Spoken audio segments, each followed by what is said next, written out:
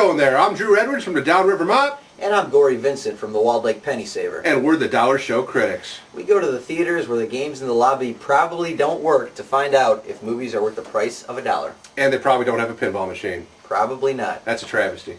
Sure is. This week's Dollar Show is a remake of the 50s sci-fi classic The Day the Earth Stood Still. This one stars Keanu Reeves, and a better title might have been The Hour and 45 Minutes That My Watch Stood Still.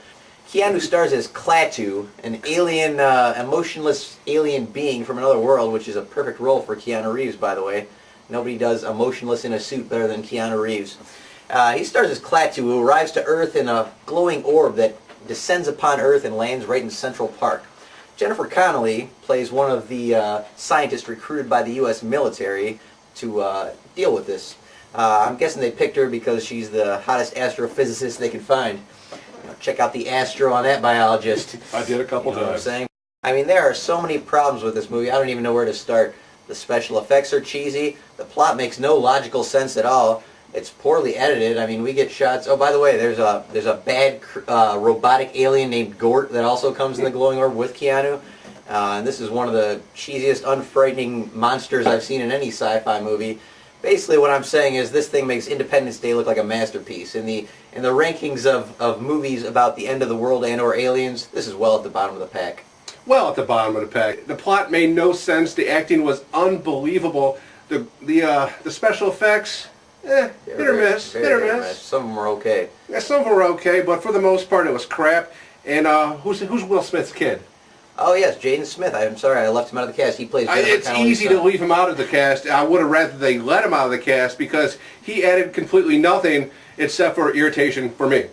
Yeah, I mean, he honestly, as a kid actor, he didn't do a terrible job. It's just that he plays one of those annoying kids that you really just brattiest kids I've seen on screen. Obviously, I got to say, this is just one of those. There's nothing really ranked true in this movie. This is one of those movies where like every military person or cop has a mustache. You know, it's just like something was just not right. But there was a bright point there. John Cleese did show up as the wise and noble professor and did a little calculation with Keanu, which was a little weird. But hey, he picked up his 100K. He didn't care. That's true. John Cleese did brighten things up briefly. But overall, the question remains, is this movie, The Day the Earth Stood Still, worth $1?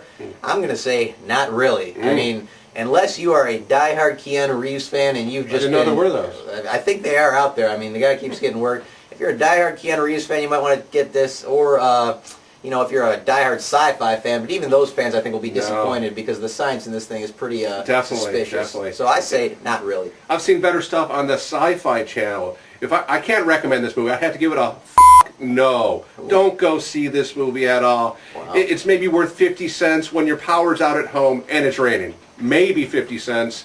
And just go there to go to sleep, really. Okay, so that's one not really and one no for The Day the Earth Stood Still.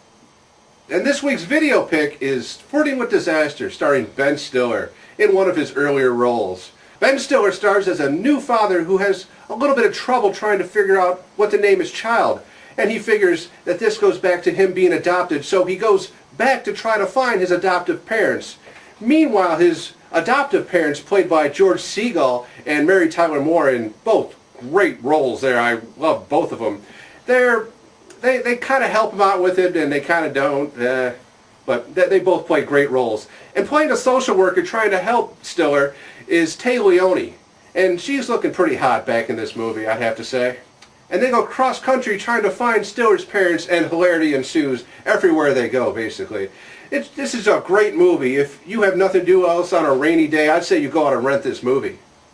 Yeah, Drew, I agree with you. I actually like this movie a lot. This is one of my favorite comedies of all time.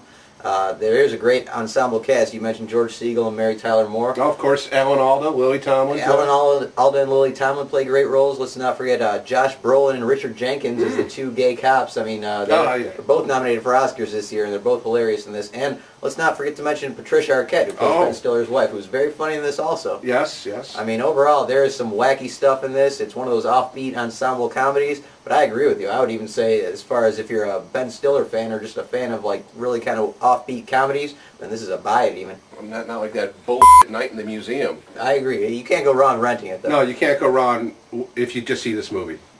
And we'll be back next week with another movie and another DVD pick. Until then, we're the Dollar Show Critics. We'll see you. So yeah, man, Flirting with Disaster. Only a renter, really? I think It's a good movie, but I think it's just not at that plateau. I think it's better than Something About Mary again. Oh,